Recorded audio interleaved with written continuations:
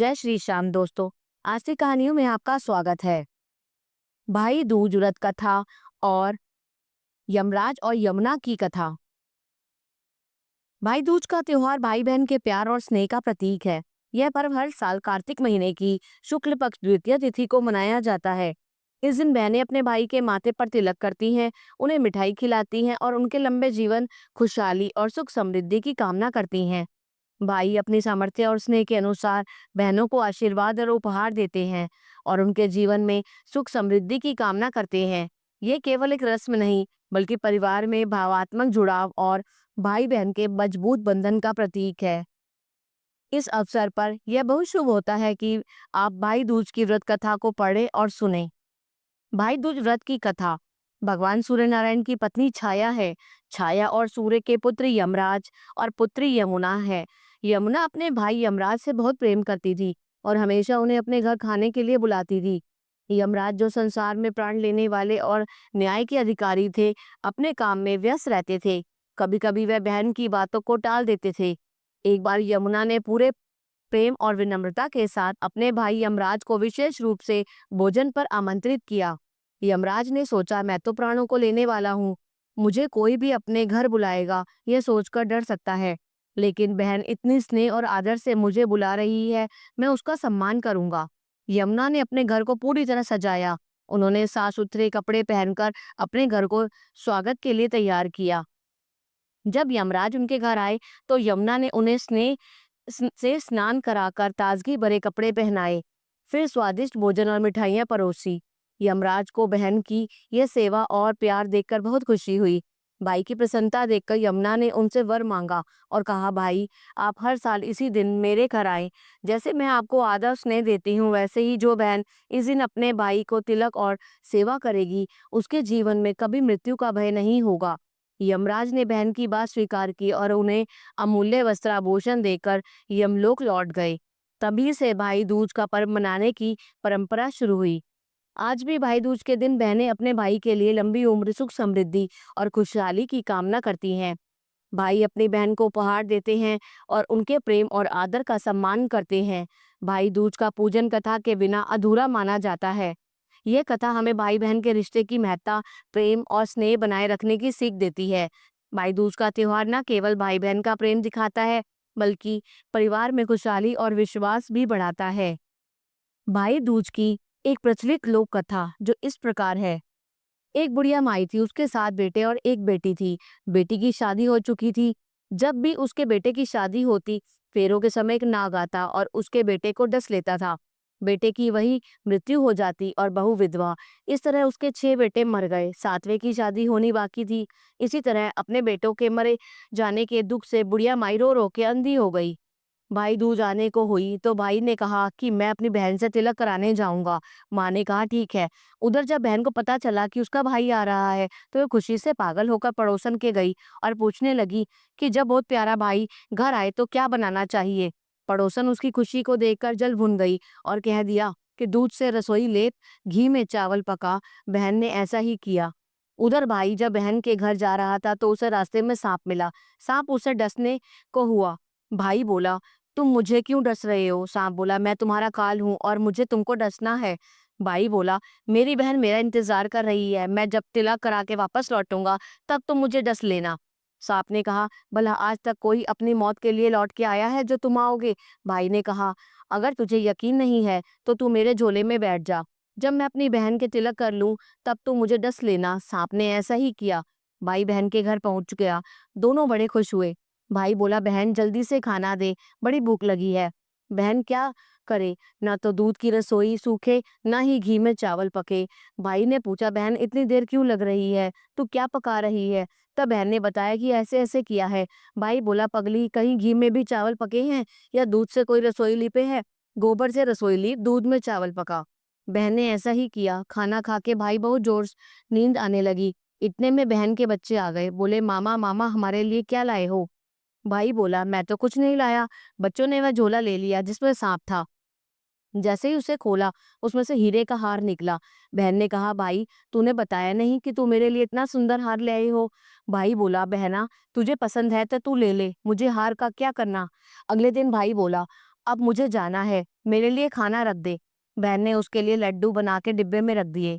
भाई कुछ दूर जाकर थक कर एक पेड़ के नीचे सो गया। उधर बहन के जब बच्चों को जब भूख लगी तो माँ से कहा कि खाना दे दो। माँ ने कहा खाना अभी बनने में देर है। तो बच्चे बोले कि मामा को जो रखा है वही दे दे।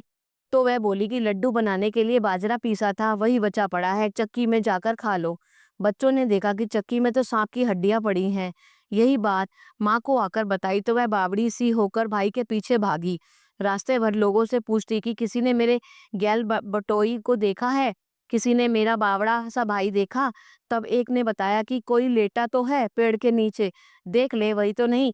भागी भागी पेड़ के नीचे पहुंची, अपने भाई को नींद से उठाया। भैया भैया कहीं तूने मेरे लड्डू तो नहीं खाए?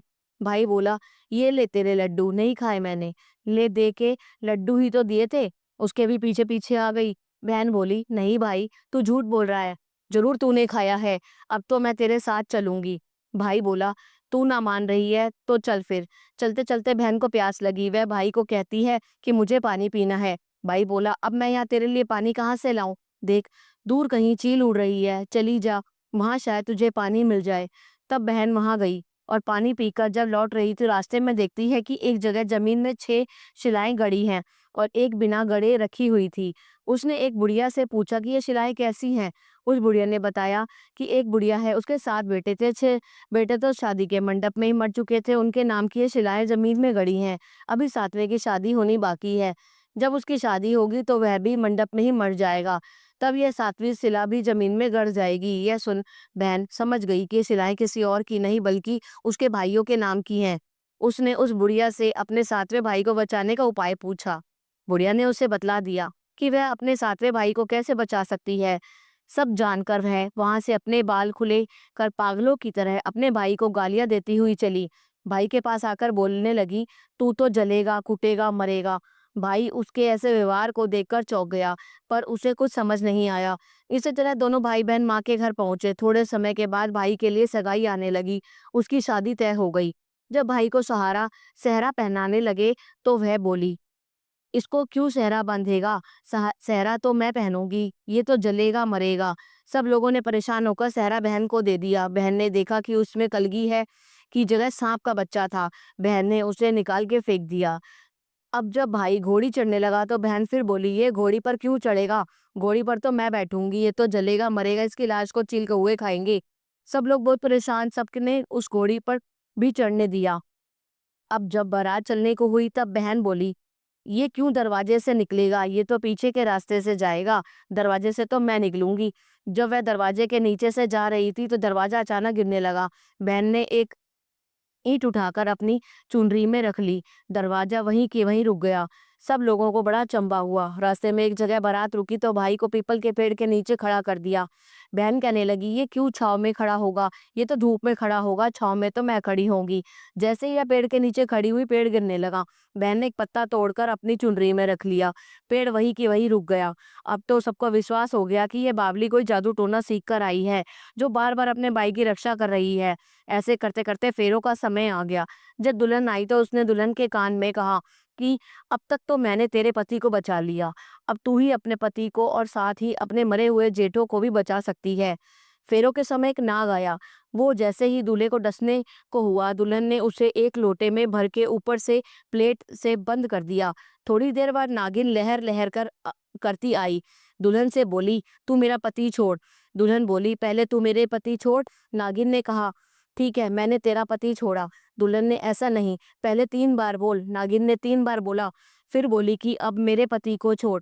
दुल्हन बोली, एक मेरे पति से क्या होगा, हंसने बोलने के लिए जेठ भी तो होना चाहिए, एक जेठ भी छोड़। नागिन ने जेठ को भी प्राण दिए। फिर दुल्हन ने कहा, एक जेठ से लड़ाई हो गई तो एक और जेठ तो जो विदेश चला गया, तो तीसरा जेठ भी छोड़। इस तरह एक एक करके दुल्हन ने अपने 6 जेठ जीवित करा लिए। उधर रो रो के बुढ़िया का बुरा हाल था कि वह अब तो मेरा 7वां बेटा भी बाकी बेटों की तरह मर जाएगा। गांव वालों ने उसे बताया कि उसका 7 बेटे और 7 बहुएं आ रही हैं। तो बुढ़िया बोली, अगर यह सच बात है तो मेरी आंखों की रोशनी वापस आ जाए और मेरे सीने से दूध की धार बहने लगे। ऐसा ही हुआ। अपने सारे बहू बेटों को देखकर वह बहुत खुश हुई। बोली, यह सब तो मेरी बावली का किया है, कहाँ है मेरी बेटी? सब बहन को ढूंढने लगे। देखा तो वह भूसे की कोठरी में सो रही थी। जब उसे पता चला कि उसका भाई सही सलामत है तो वह अपनी घर को चली। उसके पीछे पीछे सारी लक्ष्मी भी जाने लगी। बुढ़िया ने कहा, बेटी पीछे मुड़ के देख, तू सारी लक्ष्मी ले जाएगी तो तेरे भाई भाभी क्या खाएंगे? तब बहन ने पीछे मुड़ के देखा और कहा, जो माँ ने अपने हाथों से दिया वह मेरे साथ चल, बाद बाकी का भाई और भाभी के पास रहे। इस तरह एक बहन ने अपने भाई की रक्षा की। जिस प्रकार इस बहन ने अपने भाइयों की रक्षा की, उसी प्रकार सारी बहनें अपने भाइयों की रक्षा करें। जय श्री श्याम। अगर आपको ये कहानी पसंद आई तो कृपया करके इसे लाइक कीजिए और अधिक से अधिक शेयर कीजिए। जय श्री श्याम।